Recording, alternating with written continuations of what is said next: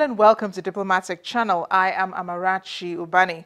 Robert Mugabe has refused to resign as president of Zimbabwe.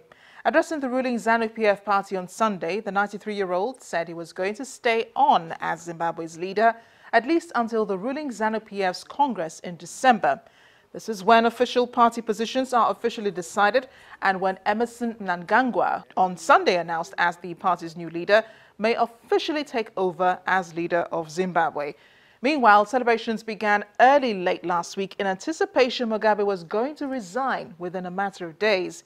The ZANU-PF on Sunday sacked Robert Mugabe as its leader, increasing pressure on him to step down as president, and appointed sacked Vice President Emmerson Mnangagwa as a new leader of the party.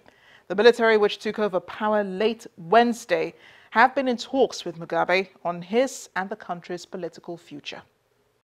The ruling ZANU-PF not only deposed Mugabe as party leader, but gave him an ultimatum to step down by noon on Monday as president or face impeachment. Comrade R.G. Mugabe be and is hereby recalled from the position of president and first secretary of ZANU-PF. Grace Mugabe, Mr. Mugabe's 52-year-old wife, who had harbored ambitions of succeeding her husband, was also expelled from the party, along with at least 3 cabinet members who had formed the backbone of her G40 political faction. The decisions were greeted by much cheering and clapping.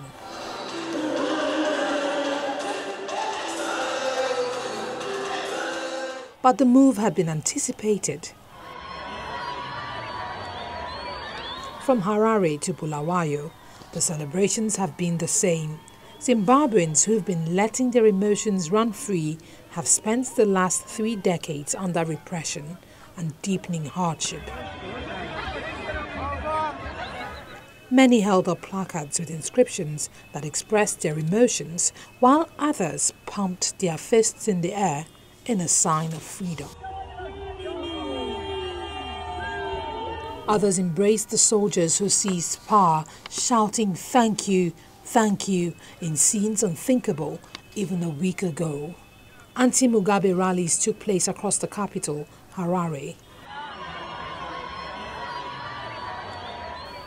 In Bulawayo, Zimbabwe's second city, residents poured out onto the street to show support for the expected fall of President Mugabe. Mr. Mugabe, 2 cabinet ministers and the head of the military met South African envoys on Thursday in his office, a day after the military takeover. Photos released on the State's Herald newspaper website showed Mugabe, General Constantino Chiwenga, Defense Minister Sidney Sekeramai and State Security Minister Kembo Mohadi speaking alongside Catholic priest Fidelis Mokonori. Leaders from around the world, while not condemning the military, said they hoped there would be no constitutional change and that the political crisis would be resolved peacefully. President Muhammadu Buhari, in a statement issued by his special advisor on media and publicity, Mr. Femi Adesina, in Abuja on Wednesday, called on all political and military stakeholders in Zimbabwe to avoid any action that may plunge the country into unnecessary conflict and impact negatively on the region. He said every attempt must be made to resolve all contentious issues through constitutional means to save the country from avoidable political instability. Invite the traditional dancers. Neighboring South Africa's President Jacob Zuma, who had a telephone conversation with President Mugabe the day he was confined to house arrest, voiced concern about the unfolding events in Zimbabwe and said he hoped the political developments in the country would not lead to unconstitutional change of government. We note with great concern the unfolding political developments in Zimbabwe and hope that they would not lead to unconstitutional change of government. We urge all the parties to ensure that maintenance of peace and security as enshrined in their constitution is not compromised. Botswana President Ian Khama said, "We are presidents, we are not monarchs." The African Union said the military had assured them it was not a coup in Zimbabwe.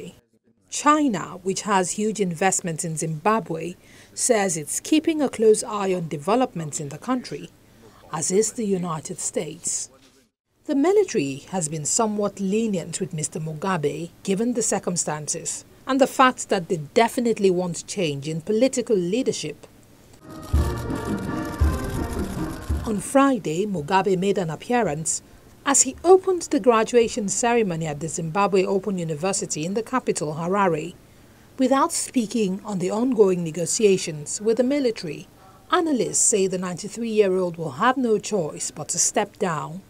The people, however, want to begin to speak of him in the past as quickly as possible.